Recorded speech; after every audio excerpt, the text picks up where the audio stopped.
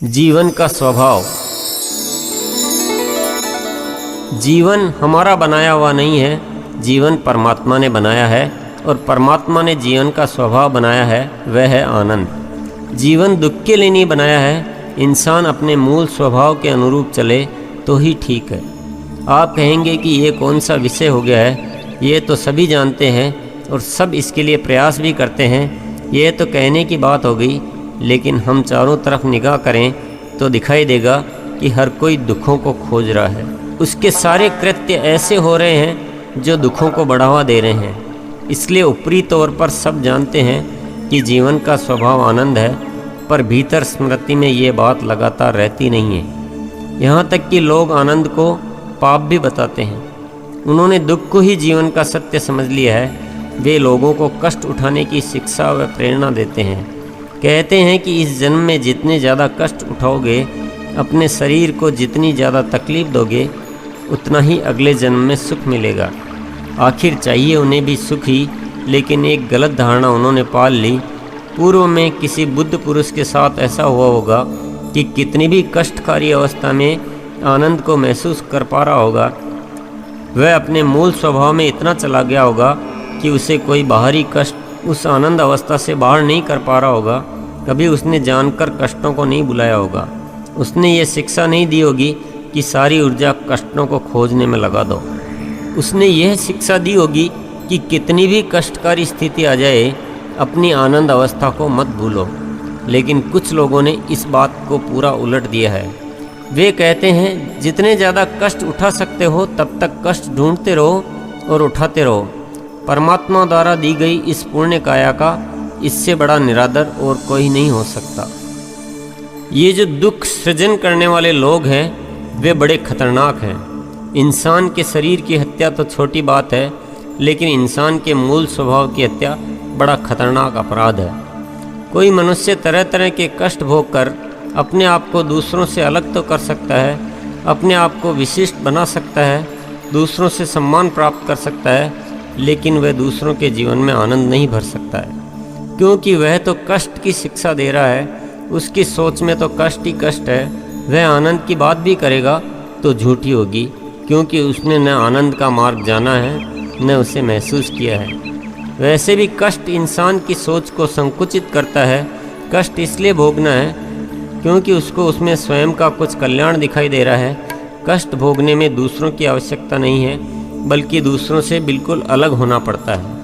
कष्ट की अवधारणा पूर्णतया स्वार्थमयी है, जबकि आनंद में जितने दूसरे लोग शामिल होते जाएंगे उतना ही आनंद बढ़ेगा।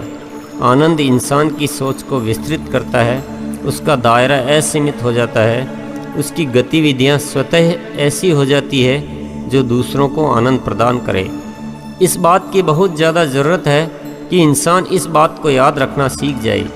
हर पल इस बात को ध्यान रखे कि जीवन का स्वभाव आनंद है।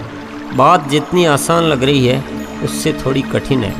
इस दिशा में सिर्फ यही काम सबसे ज़्यादा महत्वपूर्ण है। इस बात को स्मृति में रखना कि हर पल मुझे आनंद अवस्था में रहना है। अपने आप सारी सोच, सारे कृत्य सुधर जाएंगे, जीवन की दिशा ही बदल जाएगी। ये जीवन में चापलूसियाँ, चालाकियाँ, नकलीपन, दूसरों को धोखा देना सब कुछ निकल जाएगा, क्योंकि जो भीतरी आनंद अवस्था की दशा में हो वह ये सब कर ही नहीं सकता। ये सब जीवन के आनंद को समाप्त करने वाली बातें वह सोच ही नहीं सकता। बड़े से बड़ा तथाकथित धार्मिक व्यक्ति भी जालसाजी इसलिए कर लेता है क्योंकि वह अपने मूल स्वभाव को भूला हुआ है। वह धर्म का भी ढोंग कर रहा है, भीतर की कोई यात्रा नहीं है। कुछ लोगों को दुखमय रहने की आदत सी हो जाती है। वे जहाँ दुख नहीं होता है वहाँ भी दुख ढूंढ लेते हैं। जब धन नहीं होता है तो धन नहीं होने का दुख, जब धन आने लगता है तो और कैसे आ सकता है इसका दुख, जब और धन आ जाता है तो उससे संभालने का दुख, कहीं धन कम न हो जाए इसका दुख। यानी वे हर स्थिति में दुख को ढूंढ लेते हैं। एक महिला का जन्मदिन था, एक पार्टी आयोजित की गई। पार्टी इसलिए आयोजित होनी चाहिए थी कि इस अवसर पर आनंद उत्सव मनाया जा सके, पर शायद यहाँ उद्देश्य कुछ अलग था। जान पहचान वालों में इज्जत का सवाल था। सबकी पार्टियों में जाते हैं, हम नहीं करेंगे तो लोग क्या कहेंगे। पार्टी का क्या निश्चय हुआ, जैसे घर में तनाव शुरू हो गया।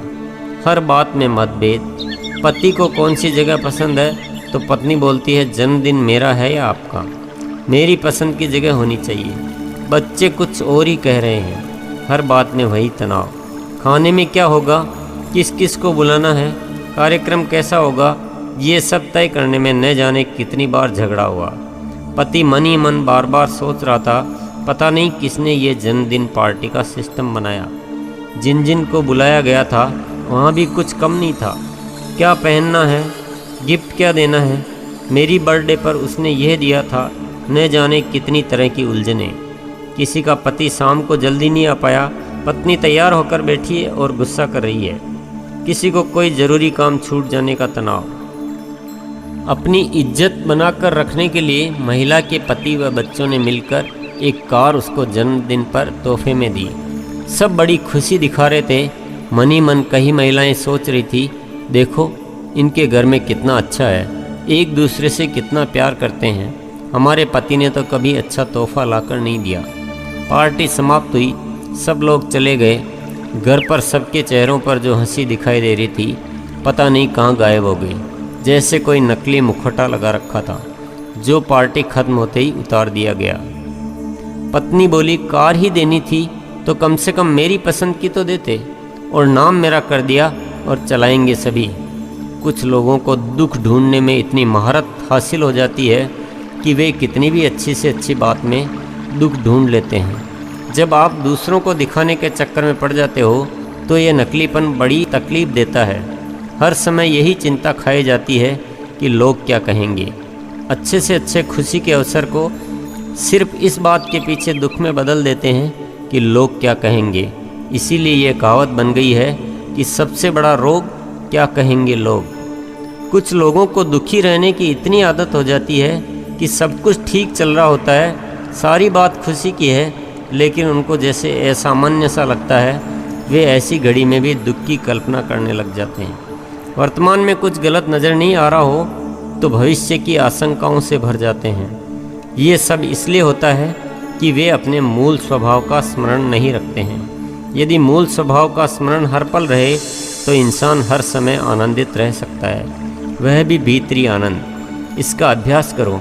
अभ्यास करते करते एक दिन ऐसा आएगा कि हर जगह हर परिस्थिति में आनंद ही आनंद का एहसास होगा। आश्चर्य होगा कि जो इंसान कहता है कि संसार दुख का सागर है, वही इंसान अपने मूल स्वभाव का स्मरण करते हुए आनंद में रहने लग जाएगा तो उसके चारों तरफ का माहौल भी आनंदमय हो जाएगा और वह कहेगा संसार आनंद का सागर है। दुख और आनंद दोनों ही भाव जगत की देन है, बाहरी जगत से इनका कोई नाता नहीं है। बात स्मरण में आने की देर है। बस जिस तरह फूल का स्वभाव खिलना है, हवा का स्वभाव है बहना, पानी का स्वभाव है शीतलता। पानी को आप कितना भी गर्म करो, जैसे ही उसको अपनी अवस्था में छोड़ोगे तो वह पुनः शीतल हो जाएगा। लेकिन यदि पानी को लगातार गर्म ही करते रहोगे तो वह अपने मूल स्वभाव में कैसे आ पाएगा। उसी प्रकार यदि जीवन में दुखों का ही स्मरण करते रहोगे तो जीवन अपने मूल स्वभाव में नहीं आ पाएगा। यदि आप भावों को निष्क्रिय कर दो और पूर्ण शांत अवस्था में चले जाओ तो चित्त स्वतः ही आनंद अवस्था में चला जाएगा, क्योंकि वह उसका मूल स्वभाव है। आनंद तो बिना प्रयास भी मिल सकता है, लेकिन दुख के लिए तो भावों में जाना ही पड़ेगा, कुछ प्रयास करना ही पड़ेगा। और जब प्रयास ही करना है तो दुख के लिए क्यों, आनंद के लिए क्यों नहीं किया जाए।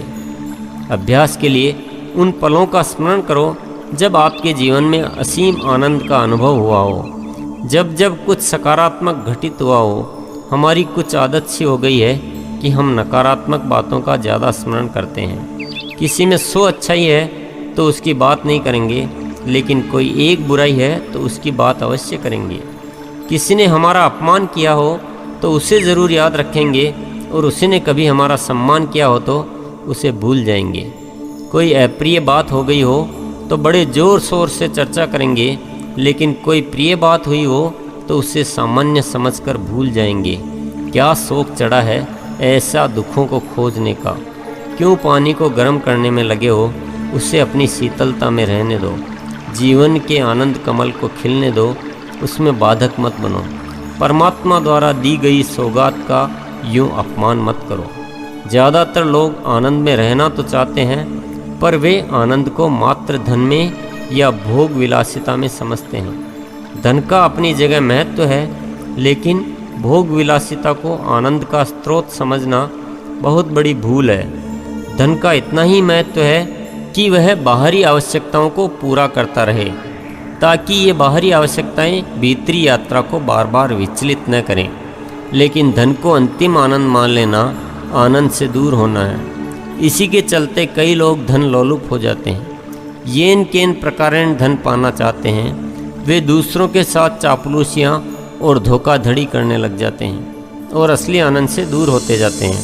वे भोग विलासिता के चक्कर में कर्ज ले लेते हैं और ज़्यादा परेशानियों में पड़ जाते हैं। धन से जीवन में आनंद मिलता है यदि इसके महत्व को ठीक से समझ लो तो। आनंद में होने का तरीका थोड़ा अलग है। अपने आप के भावों को विकार मुक्त करना, व्यर्थ की चेष्टाओं और आकांक्षाओं से मुक्त करना, निडर होना, यही आनंद अवस्था है। इसमें कोई चापलूसी नहीं चल सकती है। ये दूसरों को दिखाने के लिए नहीं है, ये भीतर की बात है। पानी का स्वभाव शीतलता है, लेकिन यदि पानी को दिन भर आग की भट्टी में रखोगे तो क्या वह शीतल रह पाएगा?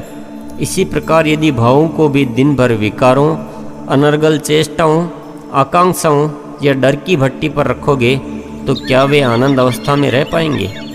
हमारे यहाँ मृत्यु के बारे में बड़ी शिक्षा दी जाती है कि मृत्यु एक शाश्वत सत्य है। जो भी जन्मा है उसकी मृत्यु निश्चित है। जो भी जीव जन्म लेता है वह उसी क्षण से मृत्यु के साथ साथ चलता है। किसी भी क्षण वह मृत्यु को प्राप्त कर सकता है। हर पल इंसान को मृत्यु का बोध रहना चाहिए।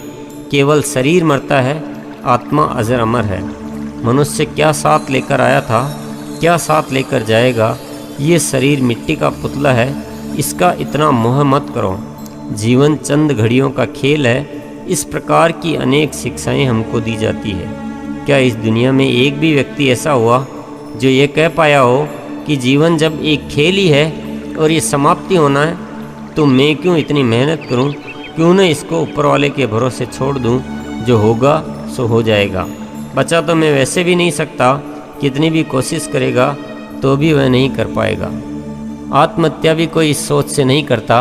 वह तो अपने भावों को विकारों की भट्टी पर इतना ज़्यादा तपा लेता है कि वह आनंद की एकदम विपरीत अवस्था में चला जाता है।